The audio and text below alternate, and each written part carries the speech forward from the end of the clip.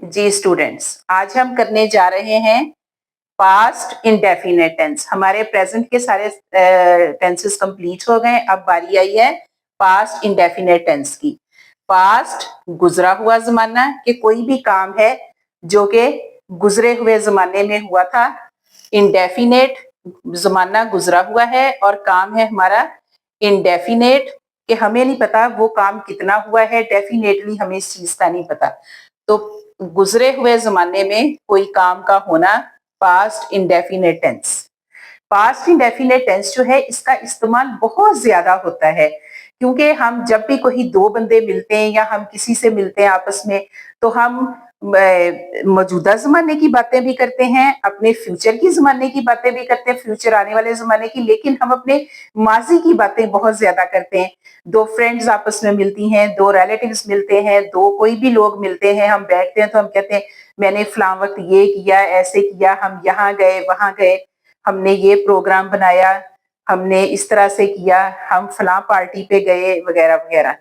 और एक और चीज कि जब हम कहीं जॉब वगैरह के लिए इंटरव्यू के लिए जाते हैं, तो वो भी हमसे हमारे पास्ट के बारे में पूछते हैं कि हमने एजुकेशन, स्कूल की एजुकेशन कहाँ से ली, कॉलेज की एजुकेशन कहाँ से ली, यूनिवर्सिटी की एजुकेशन कहाँ से ली, व्हाट्सएवर के जो कुछ भी वो पूछते हैं वो हमारे पास्ट के बारे में, क्योंकि हमें उन्हें बताना पड़ता है, तभी हम क्वालिफाई करते हैं इंटरव्यू में।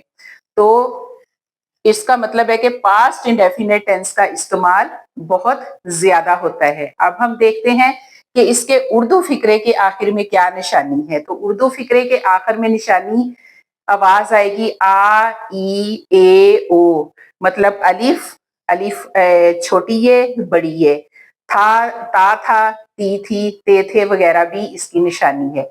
अब मैं आपको एक बहुत ही इंपॉर्टेंट चीज बताने जा रही हूँ कि हम अपने सेंटेंसेस में वर्ब की फर्स्ट फॉर्म, सेकंड फॉर्म और थर्ड फॉर्म यूज करते हैं।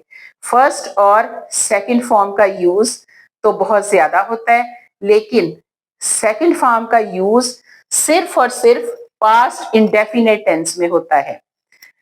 आप ऐसे समझ लीजिए कि पास्ट इंडेफिनेट टेंस के लिए ही सेकंड फॉर्म बनी है। हमारे पूरे इंग्लिश लिटरेचर में, पूरी इंग्लिश ग्रामर में, पूरी इंग्लिश हिस्ट्री में एक सेकंड फॉर्म ऐसी है जो कि सिर्फ पास्ट इंडेफिनेट टेंस में यूज होती है और ये कहीं नहीं होती। आपकी रिमेम्बरेंस के लिए ये जरूरी है।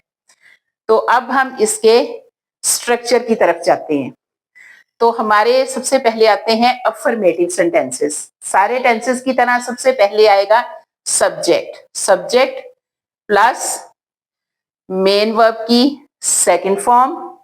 यहां पे एक चीज देखिए कि सब्जेक्ट के बाद यहां हेल्पिंग वर्ब नहीं आया, तो ये भी एक बहुत ही याद रखने की चीज है कि प्रेजेंट इंडेफिनेट टेंस और पास्ट इंडेफिनेट टेंस ये दो ऐसे टेंसेस हैं जिनके अफर्मेटिव में हेल्पिंग वर्ब नहीं आता। पास्ट इंडेफिनेट टेंस और प्रेजेंट इंडेफिनेट के टेंस में हेल्पिंग वर्ब का यूज नहीं होता। सब्जेक्ट के फौरन बाद मेन वर्ब की सेकंड फॉर्म आएगी प्लस ऑब्जेक्ट। अब हम अपने सेंटेंसेस की तरफ आएंगे। हमारा फर्स्ट सेंटेंस है उसने खत लिखा। उस कौन है? He. Subject.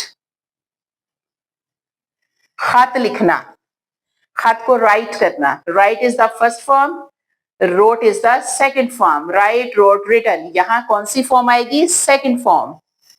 He wrote a letter. जी। इंतहाई इजी सेंटेंसेस हैं, इंतहाई इजी टेंस है। He is the subject, wrote is the main verb की second form, a letter is the object. हमारे सारे element according to the formula complete है, so our sentence is right. Our second sentences, हमने आपका इंतजार किया। We, इंतजार करना, वेट करना। Wait, waited, waited. Waited is the second form. We waited for you. G. We is a subject. Waited, main verb की second form, plus for you object. Doctor ने मरीज का ऑपरेशन किया। The doctor operated upon, operation करना, operated upon, the doctor operated upon the patient, मरीज। जी, the doctor is a subject, operated upon main verb की third form, second form, plus the patient is the object, हमारे element complete है। So our sentence is right. Next is negative sentences. जी, अब हम negative का formula देखेंगे। सबसे पहले सब्जेक्ट, सब्जेक्ट के बाद helping verb did plus not, क्योंकि ये नेगेटिव है इसमें नॉट का एडिशन होगा, प्लस मेन वर्ब की फर्स्ट फॉर्म। यहां पे आप कंफ्यूज हो जाएंगे, आप पूछेंगे कि मिस आपने तो कहा था कि मेन वर्ब की सेकंड फॉर्म आएगी, फिर मेन वर्ब की फर्स्ट फॉर्म क्यों आई है? ये मैं आपको भी बता रही हूँ। हमने नेगेटिव में हेल्पिंग वर्ब यूज किया डिड। अगर आप डिक्शनरी खोलें, अपनी फॉर्म ऑफ वर्ब की बुक्स खोलें, आप उसमें देखेंगे कि डिड जो है ये डू की सेकंड फॉर्म है। Do, did, done. तो डू की सेकंड फॉर्म हुई did. According to the formula यहां पे हमने डिड लिखा जो कि डू की सेकंड फॉर्म है। तो जब एक सेंटेंस में एक दफा सेकंड फॉर्म आ जाए फॉर्मूले में, वहां पे दो दफा सेकंड फॉर्म नहीं आएगी, इसलिए हम यहाँ पे मेन वर्ब की फर्स्ट फॉर्म आएगी प्लस ऑब्जेक्ट। अब हम अपने सेंटेंसेस की तरफ जाते हैं। फर्स्ट सेंटेंसेस, उसने खत नहीं लिखा। He, helping verb did, not, write first form, object a letter. He did not write a letter. Second form is, second sentence is, उन्होंने फकीर की मदद ना की। वो कौन है? they did not, मदद करना, हेल्प करना, हेल्प द फकीर बेगर। जी, अब हम देखते हैं हमारा ये सेंटेंस राइट है। दे, वो सब्जेक्ट जो काम कर रहे हैं, did is the helping verb, not according to the formula, help main verb की first form, the beggar object, क्योंकि फकीर पे काम हो रहा है, फकीर की मदद के बारे में बात की जा रही है। So according to the formula our elements are right, so our sentence is right.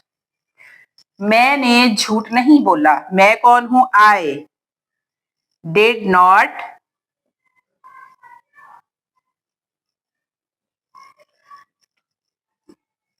Tell a lie. जी, subject is I, did helping verb not as it is, tell बोलना मेन वर्ब की first form, a lie object झूठ। So our sentence is right.